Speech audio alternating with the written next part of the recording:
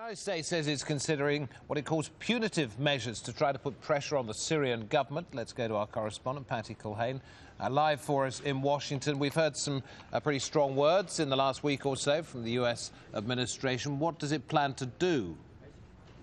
Well, that is the open debate in Washington right now. As you know, President Barack Obama was noticeably quiet when it came to Syria. Up until Friday, we'd only seen one mildly worded statement. His press secretary had a few statements. But then on Friday, that changed. The president put out a scathing statement saying that the violence must end and saying that Iran is actually helping Syria put down these protests. So the question is, the president says the violence must end. What is he willing to do to try and make that happen? Well, the U.S. already considers Syria a state sponsor of terrorism. There are already sanctions in place. There are about 20 individuals that are banned from doing business with the U.S.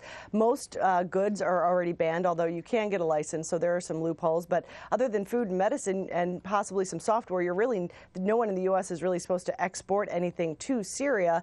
So the question is, what are they going to do next? There's been some talk about adding some more people onto the list, possibly looking to free some assets, although that might not be very effective because it doesn't look like the Assad family has many assets in the United States, although that could change.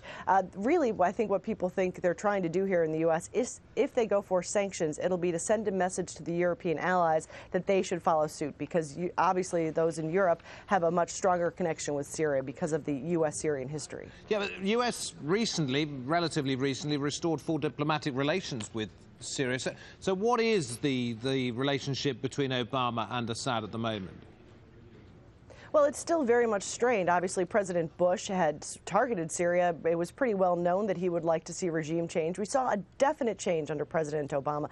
There was more of an outreach to the Syrian government. And according to those cables that we've all read on WikiLeaks, they weren't looking for regime change anymore. They were going to look for behavior change. There is a U.S. ambassador in Damascus. So the question is, there's been a lot of pressure from some in the Senate to recall that ambassador, to put some diplomatic pressure. But on all of the talk shows on Sunday, any politician that was asked said, we don't want to see any sort of military involvement. We don't want to see the U.S.